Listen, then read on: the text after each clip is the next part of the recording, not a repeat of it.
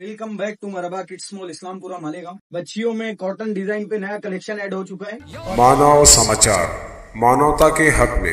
Nashik police team ने माननीय SP sir बाला साहेब Patil sir और माननीय additional SP sir Tejveer Sandhu sir की अगुवाई में मोटरसाइकिल चोरी के विरुद्ध एक विशेष मुहिम चलाई थी, जिसके अंतर्गत पावरवाड़ी पुलिस स्टेशन की टीम ने पीआई राहुल खरात की अगुवाई में टोटल 30 बाइक रिकवर करी है, जो कि पावरवाड़ी पुलिस स्टेशन में गुना क्रमांक 190/2025 और 196/2025 के अंतर्गत हमने 5 आरोपी निष्पन्न किए, जिनके ताबे में हमें 30 मोटरसाइकिल टोटल मिली है। और कोई आरोपी हो सकते हैं? अभी तपास जारी है, अगर और आरोपी मिलेंगे तो हम पुलिस को जरूर बताएंगे। सर, इसमें जो 5 आरोपी उनके क्या नाम है और वो कहाँ से?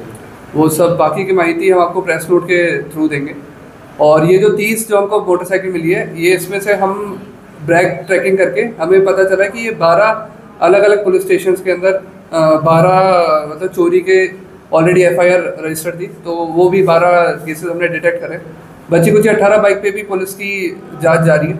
जैसे जैसे हमें और डिटेक्शन होते हैं तो हम आपको माहिती देंगे। ये जो 5 आरोपी है, तो ये पूरी जो गाड़ियाँ हैं, तो ये 5 आरोपी ये गाड़ियों के आरोपी है क्या? जी, ये 5 ट्रैक्टर भी है सर? एक ट्रैक्टर भी है इसमें, तो 30 बाइक एक ट्रैक्टर अभी तक हमने निष्पन्न किए। इसके अलावा भी तपास जारी है, और इसके अलावा ये और भी जगह आरोपी हैं, तो अगर हमें बाइक मिलती है तो हम आपको जरूर देंगे। इस पूरी विशेष मुहिम में पीआई राहुल खरात की अगुवाई में एपीआई किरण राजेंद्र पाटिल और इनकी टीम ने ये पूरा की पूरा जो है कारवाई करी। माननीय एसपी साहेब, ॲडिशनल एसपी साहेब आणि आमचे एसडीपीओ साहेब यांच्या मार्गदर्शनाखाली जे मोटरसायकल चोरीचे गुन्हे उघडकीस आणले, तर ते 30 मोटरसायकली आतापर्यंत मिळाल्यात आणि एक ट्रॅक्टर मिळालेला आहे। ट्रॅक्टर हा जळगाव जिल्ह्यातल्या धरणगाव पोलीस स्टेशन इथे चोरीचा गुन्हा दाखल आहे। तर हे करत असताना 5 आरोपी आपण अटक केलेत। ही कारवाई करताना जी मेहनत घेतलेली आहे ते डिटेक्शन टीमचे अधिकारी किरण पाटील साहेब आणि पूर्ण डिटेक्शन टीम आणि पोलीस स्टेशनचे इतरही अंमलदार यांचा खूप मोठा मोलाचा सहभाग आहे त्याच्यामध्ये।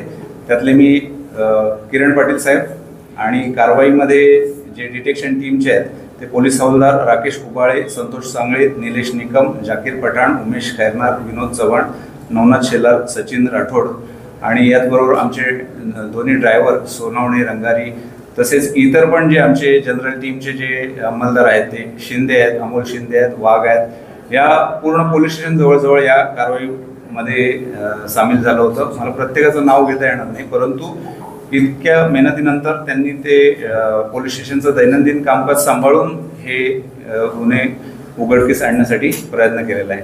आणि ह्याच्यातले 12 जे गुन्हे आहेत हे वेगवेगळ्या ठिकाणी आहेत, म्हणजे नाशिक जिल्ह्यातलेच बरेचसे, जसं की निफाड आहे, कळवण आहे, छावणी पोलीस स्टेशन आहे, कॅम्प पोलीस स्टेशन आहे, नाशिक शहरमधलं पंचवटी पोलीस स्टेशन आहे। अशा वेगवेगळ्या ठिकाणावरून जे गुन्हे रजिस्टर होते ते आता ओपन झालेत। कालपर्यंत आम्हाला 11 गुन्हे ओपन झाले होते, आज सकाळी एक गुन्हा ओपन झाला, ते 12 गुन्हे त्याचे डिटेक्ट झालेले आहेत। आणि इतर पण मोटरसायकलचे नंबर आणि हे आम्ही व्यवस्थित बघून काहींचे चेसिस नंबर पूर्णपणे स्क्रॅच केलेले आहेत, त्याच्यामुळे ते ओपन करता येत नाही आहे, पण त्यांचे इंजिन नंबरवरून पण आम्ही माहिती काढतो आहोत आणि ते पण गुन्हे निष्पन्न होतील आहेत। त्याप्रमाणे आम्ही पुढे पण तशी आपल्याला माहिती देऊ, किंवा ज्यांना जर डाऊट असेल तर ते लोक बाकी ज्या मोटरसायकल बाकी आहेत त्याच्यातल्या जर 30 पैकी 12 झाल्या तर 18 राहिलेल्या आहेत, तर त्या मोटरसायकल बघून सुद्धा ते आपली मोटरसायकल ओळखू शकतात, तर ते लोक इथे संपर्क साधू शकतात। आरोपी